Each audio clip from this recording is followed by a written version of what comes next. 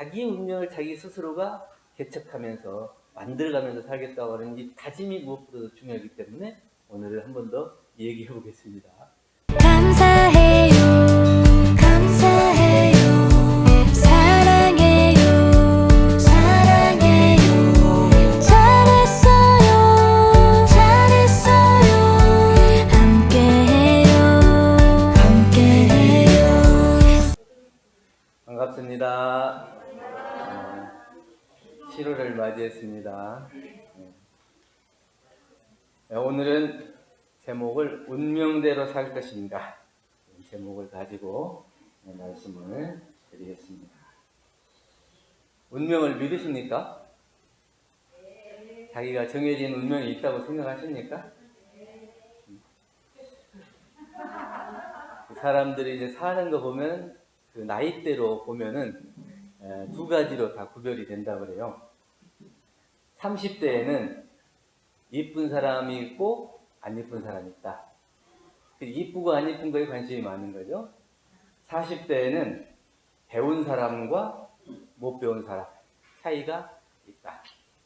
50대에 가서는 가진 사람과 못 가진 사람의 차이가 있다. 네? 60대에는 잘난 자식이 있고 못난 자식이 있다. 그때 60대가 이제 자식 자랑을 많이 하는 거죠. 70대에는 남편이 있는 사람이 있고 없는 사람이 있다. 80대에 가면 건강한 사람과 안 건강한 사람이 있다. 그 이제 쉽게 이제 우스갯소리로 얘기하면 방에 누워 있으나 산에 누워 있으나 비슷하다. 이렇게 하고. 이것이 이제 일생을 통해서 어떤 이제 흐름이에요. 그 나이대별로 그 사람들이 30대에는 기준이 미에 있고 40대에는 자기가 배운 것, 그리고 50대에는 이제 재물, 아파트가 몇 채냐, 뭐 땅이 뭐 얼마냐 이런 거에 관심이 있고 60대에는 이제 자식 자랑, 손자 자랑 이렇게 하고 그게 이제 다 이제 흐름이 있는 거죠. 이 사주팔자 한 번씩 보셨어요? 네, 다 자신있게 보셨네요. 한옥마을이라도 가가지고 보셨어요? 네. 예. 사주팔자는 자기가 태어난 연월일시를 가지고 그 4개의 기둥을 뽑아서 이제 10간 10일이지 하늘은 10개, 땅은 12개 이걸 골라가지고 비교해서 자기 운명을 점치는 것이 이제 사주팔자인데 그럼 사주팔자가 어느 정도 맞던가요?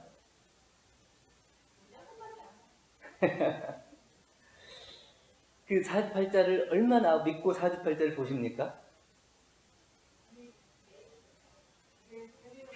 몇 프로나? 이제 이 사주팔자가 통계학이라고 그러더라고요. 저는 이제 학교 다닐 때 이걸 배웠는데, 원장님 사주 받으실까요? 예, 원장님은 올해 같은 경우에는 사주심이어야 돼요. 이제 여름에 물 조심하시고. 원장님 태어난데 고향이 어디예요? 성주? 성주 태어난 집 뒤에 감나무 있죠?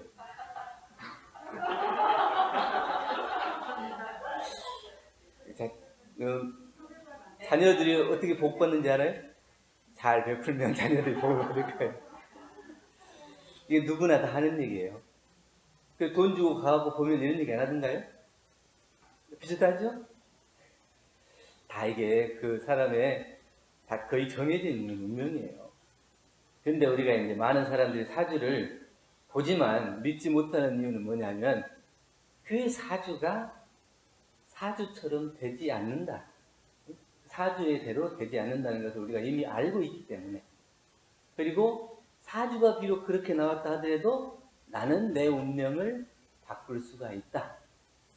이렇게 두 가지를 생각하고 있어요. 그 생각을 가지고 있기 때문에 사주를 보지만 사주를 믿지 않죠.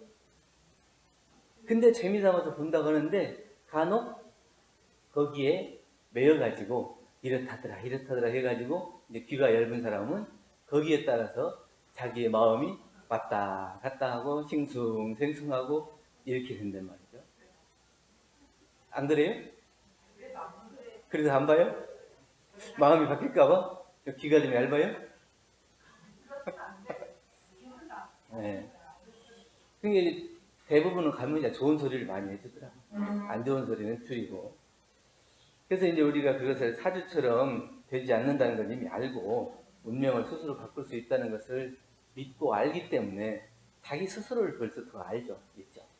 사주팔자가 정확하게 맞다면 같은 한날 한시에 태어난 사람이 많죠. 근데 그 사람들 왜 똑같은 사주를 타고 났는데 인생이 달라질까요?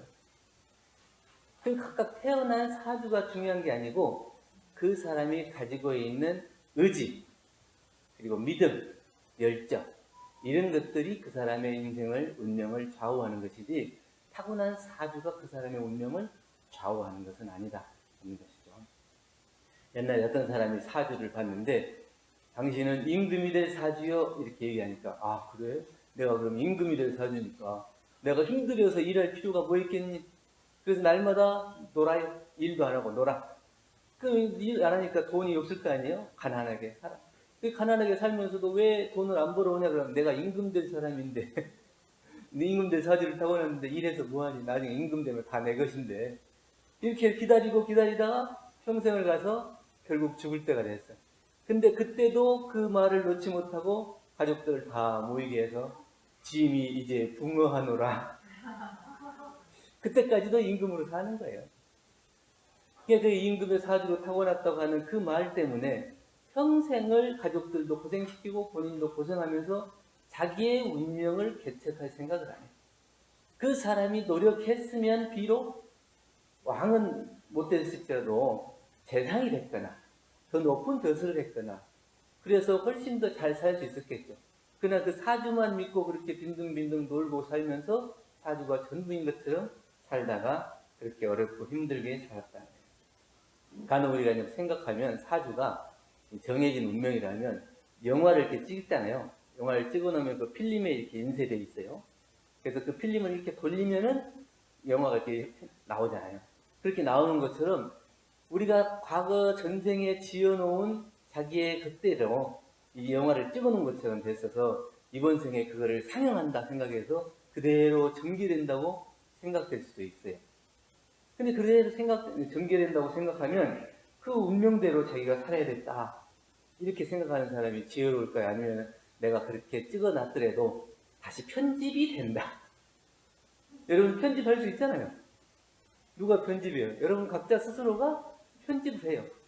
게으른 내 마음을, 부지런한 마음을 돌리고 하기 싫은 마음을 하고 싶은 마음으로 돌려서 내가 그 마음을 편집할 수가 있어요. 그걸 안 하면 그 찍어놓은 영화 그대로 상영이 되겠죠.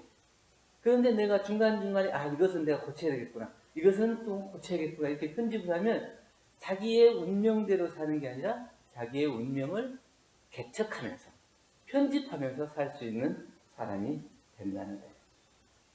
사주를 보고 막연한 기대를 품고 사소한 것 하나까지도 의지하고 살면 그 사람이 아주 나약한 사람이 돼요. 요즘에는 이제 그 굉장히 명리학이 지금 대세로 돼가지고 우리나라에서 굉장히 그 붐이 일어날 것 같아요. 근데 어떤 사람도 보니까 사주를 굉장히 맹신하는 사람인데 집에 냉장고를 샀어요. 냉장고를 샀는데 이 냉장고를 동쪽에다 놓으면 좋을지 서쪽에다 놓으면 좋을지 이것까지도 전화해갖고 물어보더라. 근데 우리 아들이 7살 때 그 얘기를 해야 돼요. 그 사람 말 믿지 마요. 우리가 이제 그 어른들끼리 그런 얘기 하니까 옆에서 듣고 그 사람 말 듣지 마요. 그 사람이 우리 집으로 와봤어요. 우리 집 모양이 어떻게 생겼는지 알고 이쪽에 놀아 저쪽에 놀아 해요. 그 사람 말 못 믿을 거예요. 그 7살짜리도 알아요. 7살짜리도 내 집으로 와보지 않은 사람이 이쪽에 주방인지 이쪽이 주방인지 이쪽이 냉장고를 놔야 좋은지 안 좋은지를 모르는데 그걸 어떻게 이걸 짚어가지고 여기다 놔라 저기다 놔라 그러겠어요. 그렇게 믿는 사람은 바보다 이거예요. 그 7살짜리도 아는데 그것을 못 놓고 사는 사람은 거기에 맹신하고 자기의 의지를 키우지 못하고 이게 나약한 상태로 살아가는 사람이다. 옛날에 조선시대 효종 때에 판서를 지냈던 박서라는 분이 있어요. 이분이 옆에 있는 게 훌륭한 집안의 처녀하고 이렇게 결혼을 하기로 가족 간에 이렇게 약속을 했어요. 근데 좀 이따 들리는 얘기가 그 처녀가 눈을 다쳐가지고 장님이 되었다. 그러니까 이 부모님들이 야 장님이 된 처자를 갖다가 우리가 며느리로 드릴 수 있냐, 이건 파혼해야겠다 이렇게 하니까 부모님한테 그 무슨 소리입니까? 사람은 신의가 있어야 되는데 이미 결혼을 하기로 했는데 비록 눈이 멀었다 해서 그것을 파혼을 한다면 그것은 우리가 할 일이 아닙니다. 그러니까 부모님이 그 아들의 고집을 못 걷기도 하겠지만 그 아들이 하는 말이 비록 온당한 말이고 또 선비로서 당연히 그 맞는 말이고 그래서 결혼을 시켰어요. 그런데 결혼 첫날 밤에 신부가 딱 들어오는데 장님이 아니고 눈을 똑바로 뜬 아주 교수가 들어오는 거예요. 그러니까 여기 옆에 있던 이제 그 권세가에서 그 처자가 마음에 들어가지고 데려와야 되는데 이미 정략을 했다 그러니까 소문을 낸 거예요. 눈을 다치고 장님이 됐다. 그러면 파혼이 되면 데려오래요. 근데 만약에 파혼을 했으면 그 정말 좋은 교수를 놓쳤겠죠. 그런데 그 운명을 따르지 않고 자기가 비록 힘들지라도 약속한 그 신의를 지키고 그 며느리로 자기 아내로 받아들인 것 때문에 결국엔 좋은 아내를 맞아들일 수 있었다. 지금 행복하십니까? 행복하십니까? 안 행복하십니까? 대답이 없는 건 행복하다는 건가요? 안 행복하다는 건가요? 행복한 날도 있고 아닌 날도 있고. 네, 그렇죠. 행복하지 못하다는 것은 과거에 지은 것 때문에 행복하지 못합니까? 아니면 내가 지금 행복하지 못하기 때문에 그 이유를 무언가 다른 이유로 잡아서 핑계를 삼아서 내가 불행하구나 이렇게 생각하십니까? 그냥 오늘은 또 그런 날이구나 이렇게 생각하고 지나가십니까? 아니면 나는 또 전생에 무슨 업을 지어서 이렇게 오늘 이런 고생을 받고 있나 이렇게 생각하십니까? 운명이라는 게 뭘까요? 이미 정해져서 벗어날 수 없다고 생각하는 것이 운명이죠. 네? 이미 정해져서 벗어날 수 없다고 생각하는 게 운명. 근데 또 다르게 생각하면 내 의지와 노력으로 바꿀 수 있는 것도 운명이에요. 그러니까 전생에 내가 과거에 지은 것을 현생에 받는 것도 인과라면 결국에는 지은 대로 받는 것이기 때문에 지금 내가 지은 것은 앞으로 받을 거잖아요. 그럼 내가 지금 행복하냐 안 행복하냐? 그러면 내가 앞으로 받을 것을 생각하면 더 행복하다는 거예요. 과거에 내가 지은 것 때문에 내가 힘들게 어렵게 내가 나쁜 짓을 많이 했구나 이렇게 해서 과거를 자꾸 끌어들여서 내가 잘못했던 과거를 끌어들여서 오늘을 살면 오늘이 더 행복해요. 그런데 오늘을 살면서 앞으로 있어질 미래에 내가 오늘 이렇게 열심히 하면 앞으로 더 좋은 날이 열리고 더 좋은 일이 생길 것이라는 그 희망을 가지고 사는 그 인과를 생각하면 훨씬 더 오늘이 행복하다. 그러니까 자기 운명을 개척해서 사는 사람이나 인과를 자기가 개척해서 사는 사람이나 똑같아요. 살아갈 날도 많고 할 수 있는 기회도 많은데 오직 그것을 운명이라 생각해가지고 나는 할 수 없다, 어쩔 수 없다, 나에게 주어진 운명이다 이렇게 그 운명에 맡겨서 그냥 자포자기하고 살아갈 것이 아니고 나는 지금부터라도 뭐라도 할 수 있다 이런 생각으로 자기의 운명을 개척해 나가는 사람, 이것이 훨씬 더 소중한 자기의 운명을 사는 사람이다. 오늘 본문에 공도하셨듯이 법문편 45장에 불보살 성현들은 운명을 초월해서 화와 복을 자기가 자유롭게 하지만 중생, 범부 중생들은 운명에 끌려서 화복의 지배를 받게 된다. 나는 내 운명을 바꿀 수 없다. 그래서 자기의 화와 복을 거기에 맡기고 괴롭게 날마다 불행하게 살아가는 사람은 범부 중생이고 나는 내 의지와 노력으로 이 운명을 바꿀 수가 있고 화와 복을 내 마음대로 할 수 있다고 마음을 키워가는 사람은 불보살의 성현이 될 수 있다는 거죠. 헨리 포센트라는 영국의 교통부 장관이 있어요. 이분은 어려서 친구가 쏜 새총에 눈을 맞아가지고 한쪽 눈을 너무 심하게 다쳐가지고 양쪽 눈을 실명하게 돼요. 그러니까 이 부모가 너무 걱정이 많죠. 어려서 이 눈을 잃고 앞으로 어떻게 될 건가 근심 걱정이 많죠. 그런데 이 헨리 포센트는 자기 부모를 위로하면서 제가 눈은 비록 잃어서 볼 수는 없지만 내 머리는 남아 있습니다. 나는 무엇이든지 상상하고 생각할 수 있고 그 상상한 대로 이루어 나갈 수 있는 이 머리가 아직 남아 있습니다. 그렇게 생각하고 그렇게 말씀드려서 위로를 드리고 밤을 새서 점자를 익히고 공부를 해서 결국은 영국의 교통부 장관까지 됐죠. 그러니까 항상 긍정적이고 적극적으로 사는 사람은 비록 자기의 운명이 이미 그렇게 놓여 있다 하더라도 개척해 나갈 수 있어요. 그런데 그러한 노력이 없는 사람은 그냥 자기에게 주어지는 조그마한 경계에도 조그마한 작은 괴로운 운명에도 좌절하고 무릎을 꿇고 거기서 더 이상 나아가지 못하는 그러한 사람, 이런 사람들 우리는 범부중생이다 이렇게 얘기하는 겁니다. 사람은 환경이 지배를 받는다고 합니다. 그런데 환경을 변화시킬 수 있는 무서운 힘도 내가 가지고 있습니다. 그래서 환경에 지배되는 사람이냐, 환경을 내가 극복해 나가는 사람이냐, 나를 돌아보고 그 내가 환경을 극복해 나가는 사람이면 앞으로 내 행복이 앞으로 있어질 것이고, 내가 지금 환경에 좌절하고 굴복하고 살아간다 이런 생각이 드는 사람은 앞으로 희망도 놓아버리고 거기에 좌절하고 있는 사람이다.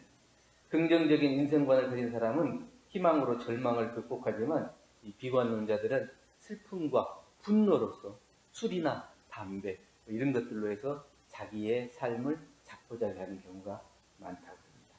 불확실한 미래의 예언을 하는 점쟁이의 말을 듣고 자기의 운명을 순응하고 살 것인지, 아니면 자기가 노력하는 나를 칭찬하고 또 내 스스로 이 어려움을 극복하는 나를 칭찬하고 그러한 나를 만들어가면서 내 운명을 개척하고 살 것인지.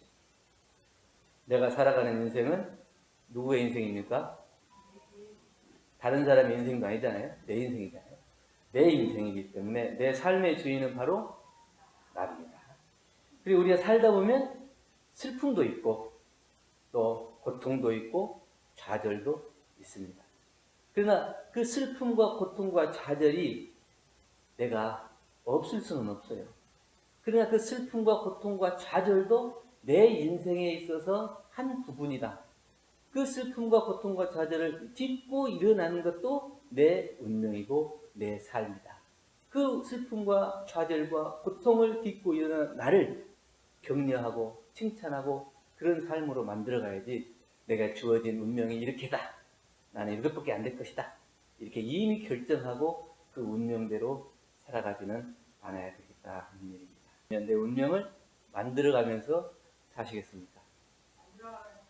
네. 한 분만 만들어가면서 살고 네.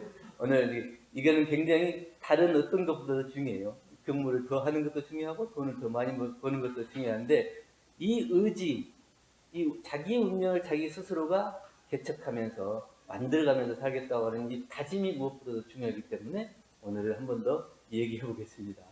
나는 내 운명을 만들어가면서 살아가겠습니다. 네, 감사합니다.